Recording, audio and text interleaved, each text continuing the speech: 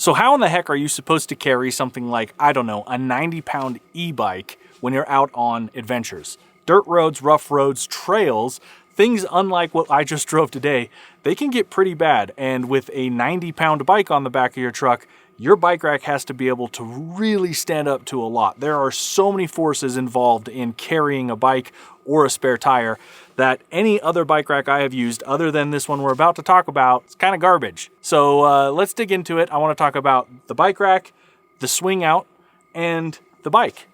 So let's start with the swing out. We'll go in reverse order. This is the rigged Ultra Swing. Originally, I think it was designed to carry spare tires on vehicles that didn't have a spare tire, that you only wanted the spare tire for your adventures and not when you're, cruising around as a daily. But here's the thing.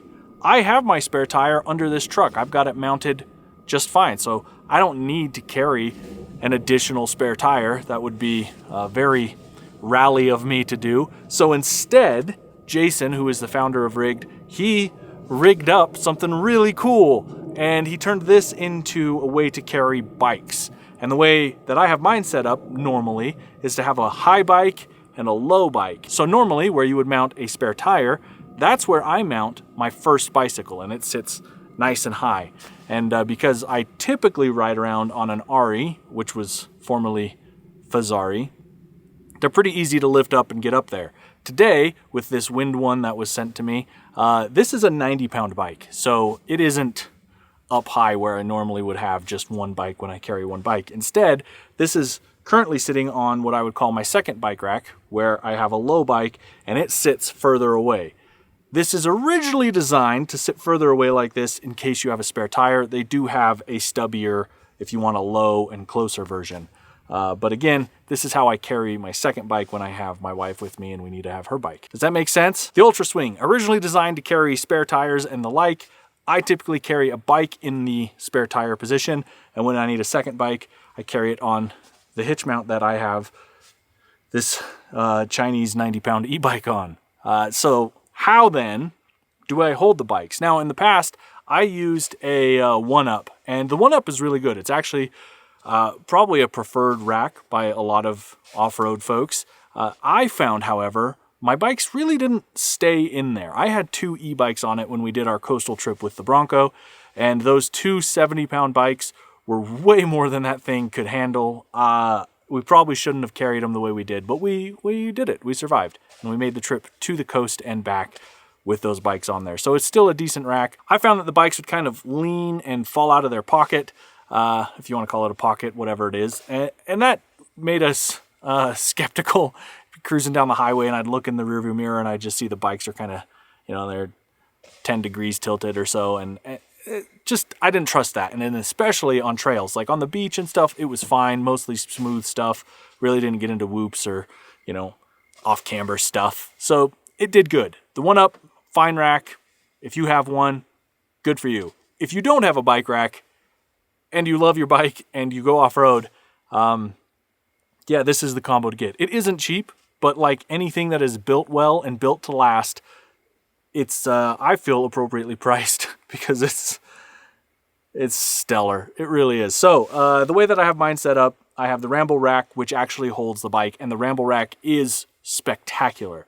It has an arm that actually holds the bike, and it's not like some flimsy plastic arm. In fact, there is 0 plastic on any of this.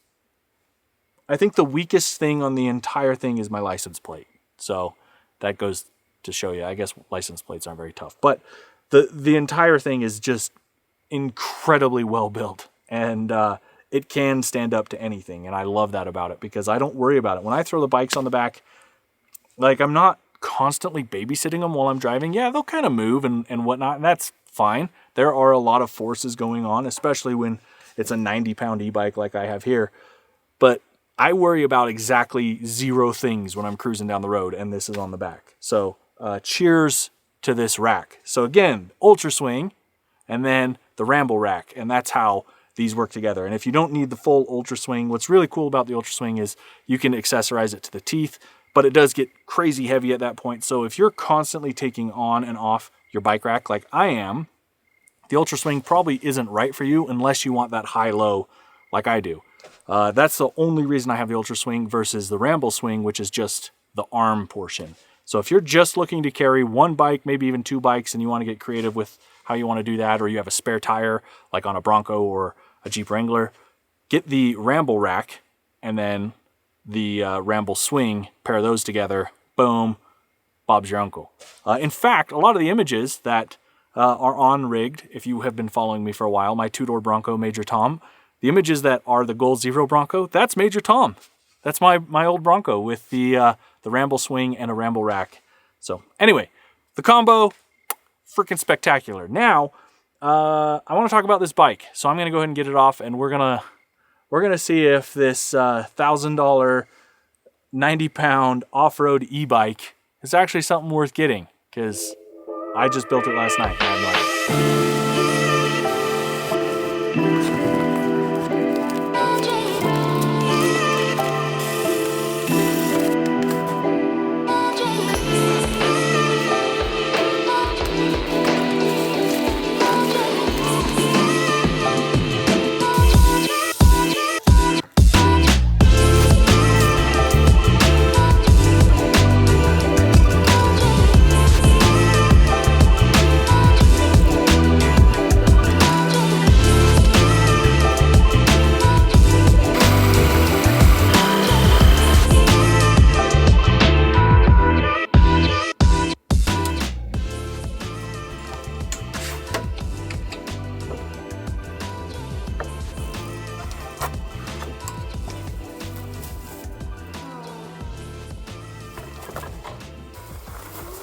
And then go for it. I have tire pressure at 28 PSI.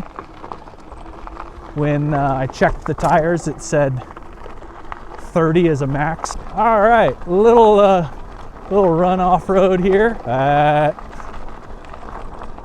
It's actually not so bad. A little noisy. You can tell that chain is a little rough. I feel like pedaling, you feel like you're a little more stable. I don't know. I'm in this soft stuff. I don't want to get too far from my truck because everything's in it, you know, because I'm that kind of guy. I feel like I'm going to get passed by a motorcycle and they're going to laugh at me.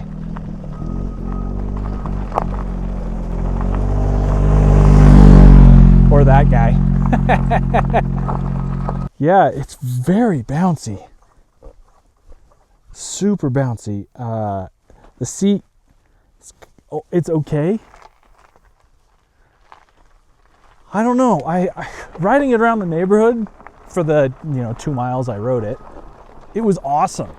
Out here, like, I feel it's so undersized for me. I'm 5'9". Darn it. I really wanted to like this because, you look at guys like Super 73, and those are a couple $1,000s, if not $3,000 or $4,000, depending on what you're looking at.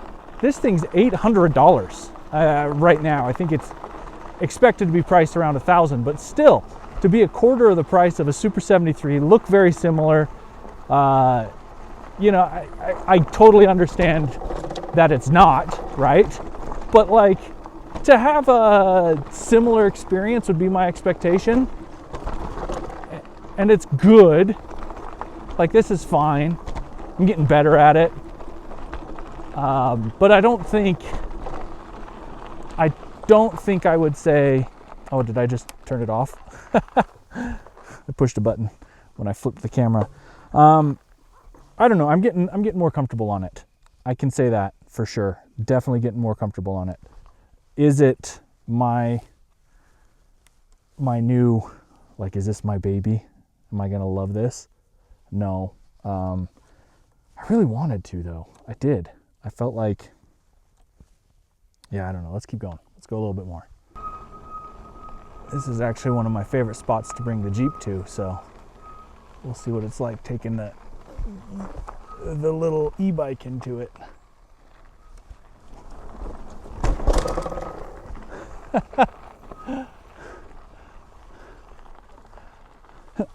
I don't know. I don't know.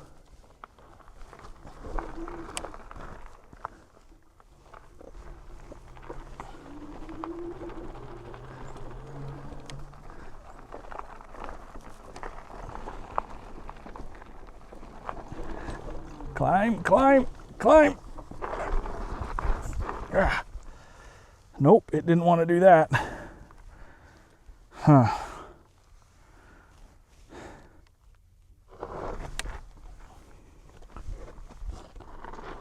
Nope. Darn it. Well, that's, I guess we maxed out its power there, didn't we?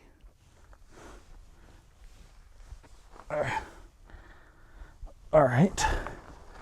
We'll try that again via the other route. Maybe I'll goose it a little more going into it.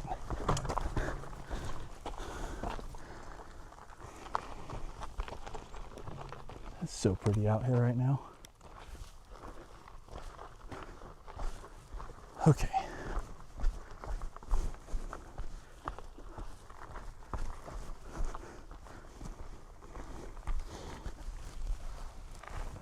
So I don't think the levels really have anything to do with it unless you're using the pedals. I think they're more of a pedal thing than a throttle thing. So here we go. There we go. There we go. Kind of pedal to help it out. Ha ha! Look at us go. Figured that out. All right.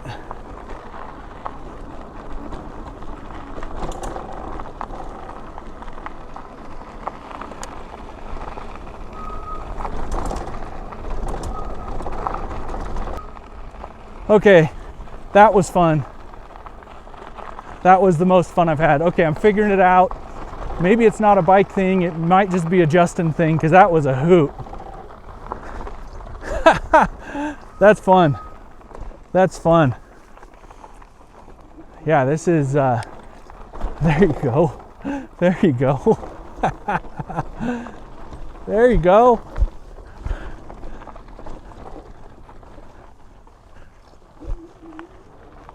There we go.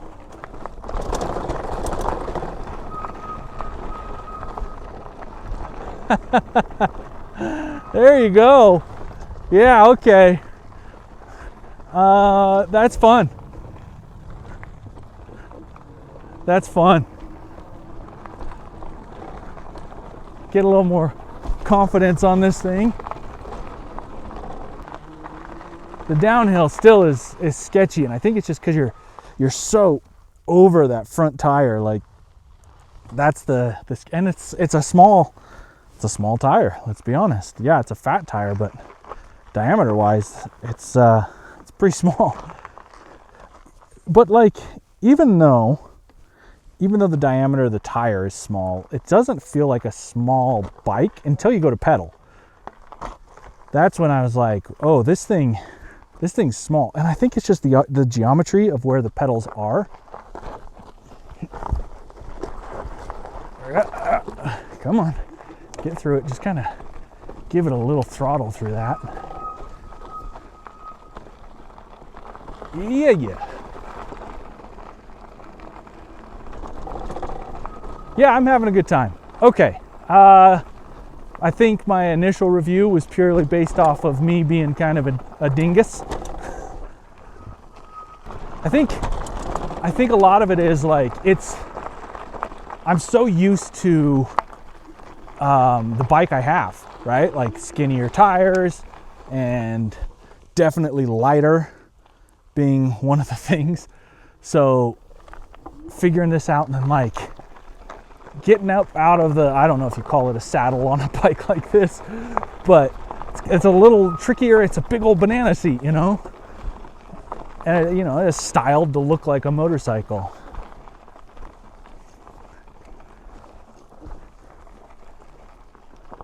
Yeah, this is pretty, for $1,000 or, $899, whatever it is right now.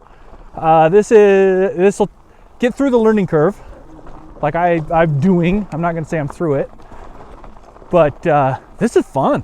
Yeah, this thing's definitely fun to rip around on. Yeah, okay. Yeah, that's fun.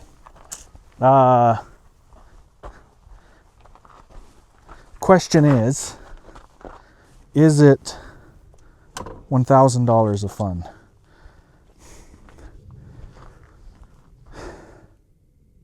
Yeah, that's pretty fun. I really want to give it more time. I want to play with it some more.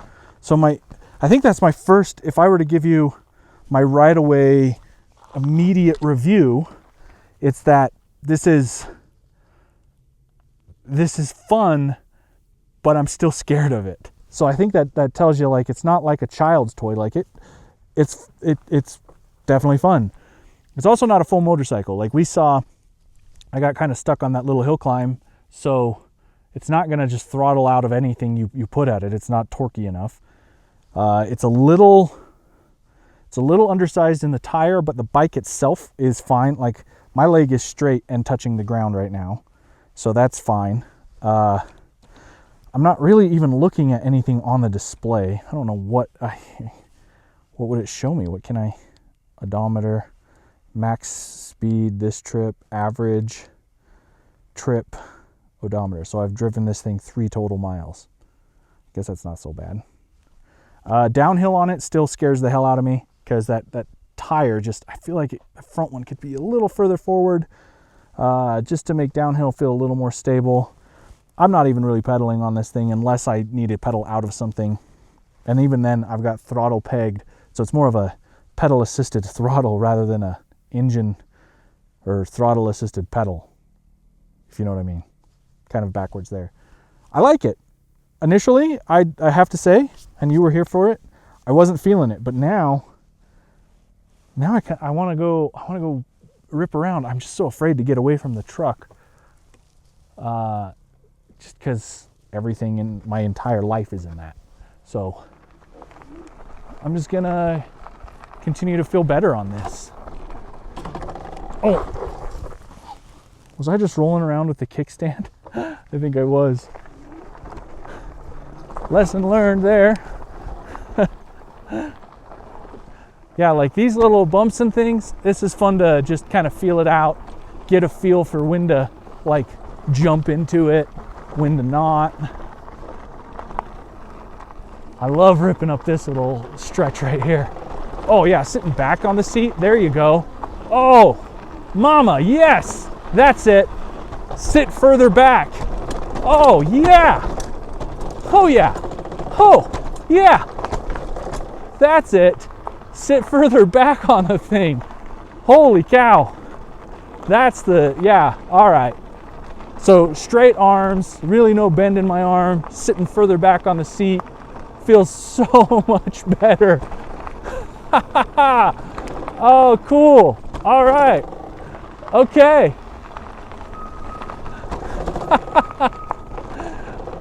All right. Is this now $1,000 worth of fun? Yeah.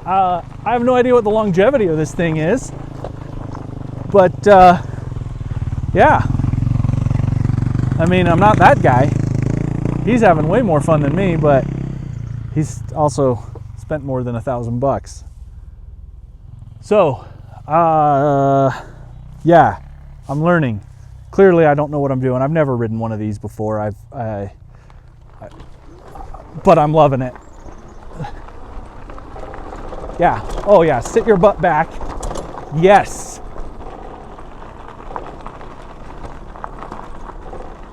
Yeah, that's cool. I haven't vlogged in forever. Okay.